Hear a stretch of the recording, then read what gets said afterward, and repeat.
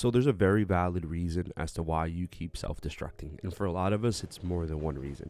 There's things that we continue to fall into, things we continue to do, things that we make our home that aren't good for us and not conducive of the life we want to live.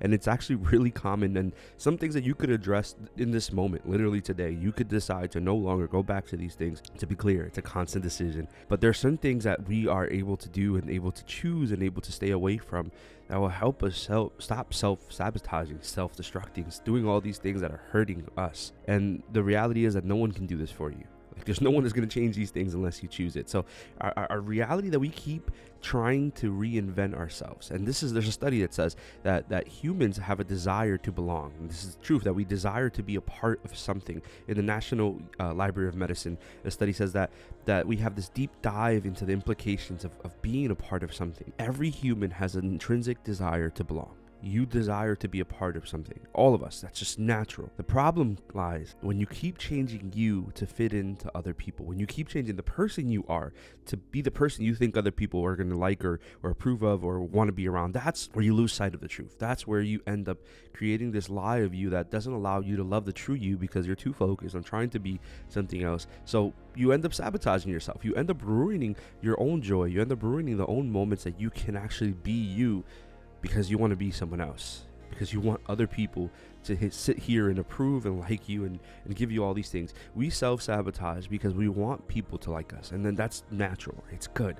It's good to want to be liked. No one wants to be hated. But if it comes with the expense of you, then maybe that's not the place you belong. See, we don't need to be in everything with everyone. And we get into this habit of thinking that if people like us, if people approve us, people like the things that I do, or people like the person I am, that somehow will validate me. That will never validate you. You will consistently have to live for those people and consistently have to give into this. So you self-sabotage because you want people to like you, because you think that if you change the way you are and the things you do, that these people are finally going to look at you and say, wow, you are amazing. We love you. We want you.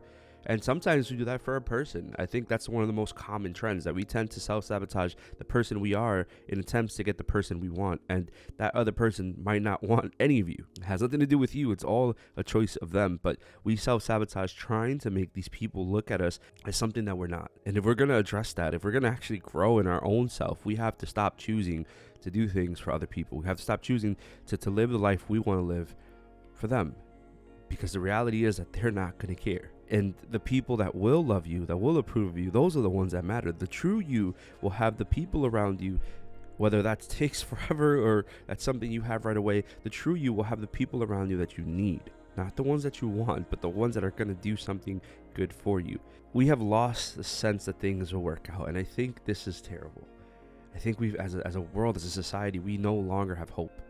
We've lost sense that things are actually going to work out, that there's a silver lining at the end of this, that there's a light at the end of the tunnel, that there is something that's going to break or change in this. We've lost sense of hope. We've lost sense that things are actually going to work out. So we self-sabotage. If you do not think that your life is going to be good, if you do not think that there's hope for you, if you do not think that there's change, then you're not going to do anything. What's going to happen is that you're going to self-destruct yourself. You're going to destroy everything that is you, because there's nothing left. There's no point.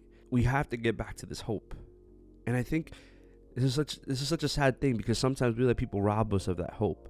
Like, we let people do things to us or say things to us or make us feel some type of way, and they become the core of what we are, and they steal this truth and this joy that you have. There's always hope. And I know this is like a redundant thing to say, and people say it all the time, and nothing ever changes, but there is always hope. If there's an ability to make a small change, the smallest of changes, that small change leads to another small change. And every small change adds up to make a big change. We have to focus on the little steps and stop focusing so much on tomorrow or next month or down the road. Focus on what you could do now. Focus on the little changes that you're making now, because those little changes are the things that are going to allow you to see hope. And if you focus on that, again, we tend to focus so much on the bad that we lose sight of the reality of the good. And that's actually a real thing. It's a self-fulfilling prophecy. We prophesy over ourselves that we're going to be this and this and this, or we're never going to get out of this thing. And we focus on it so much that it becomes your reality. You have focused so much on your hurt that you have made your hurt your home. You have created something in you that is not good. You've made this particular thing everything you are, and you believed it so much that you've given it life. You have that much power. Your brain is that powerful that the thing you hyper-focus on is the thing you will hyper ever become. So for a lot of us, we've lost sight of hope, so we don't become anything hopeful. We become everything that's lost. We think that this is all we are, this is all we'll ever be, and that's the end of the story. And for some of us, we live there. We make that the truth. We lost hope that things are going to work out. So we self-destruct.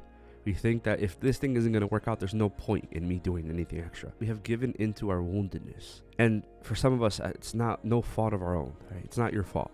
The things that have been said to you or have been done to you, these aren't your fault. These are not things that you have control or power over. But what you do after that, you do. Like the things that you choose next, the steps you make out of that, the decision to no longer remain in what was done to you is the biggest decision you will ever make.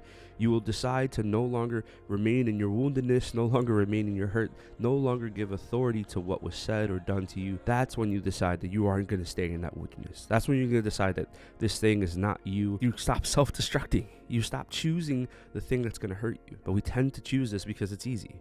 Think about it. You don't have to do anything. You just have to stay. You just have to let it keep hurting. You just have to let it be its own thing. When you decide to no longer remain in your woundedness, you take away its power. And finally, we've created a home in our pain, which is kind of intertwined, but it's its own thing. We self-destruct because we make a cycle out of this. Think about people who fall into addiction.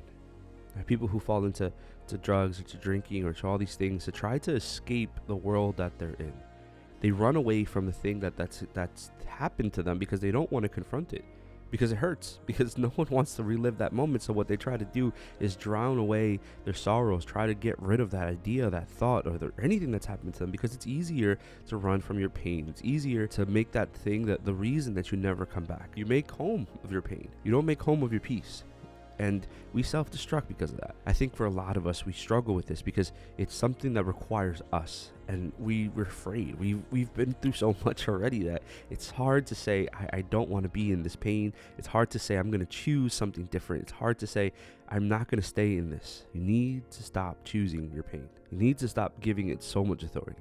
And I know, it's easier said than done, but this is a reality that at some point you have to start stepping. And this is also true. You don't have to step up completely. If it's something that takes phases for you to step up, where you step a little further in, each time you got to choose. But there are people that will spend their whole lives blaming something that has been done to them as to the reason why they don't live the rest of their life. They will blame 2, 3, 4 years of their life and condemn 80 of it because they blame that small phase. You are lying to yourself. That thing does not have more authority over you. But if you keep choosing it, you're making home of it. We self-destruct because the reality is that for a lot of us, we don't know what it is to be healthy. We don't know what it is to be in a healthy relationship. We don't know what it is to be in a healthy lifestyle. We don't know what it is to be in a healthy work environment. We don't know these things because we become so used to the brokenness that we think that's all we are, and that's not. So stop self-destructing. Start choosing the little things. Start choosing the little steps. You don't have to be perfect today, but you can make a decision in this very moment to not do the thing tomorrow, to not take the next step, or to do the thing, or to get up and do the thing that makes you uncomfortable, the thing that makes you want to do, but you've been choosing the easy route, choosing the opposite of it. When you start choosing these things change.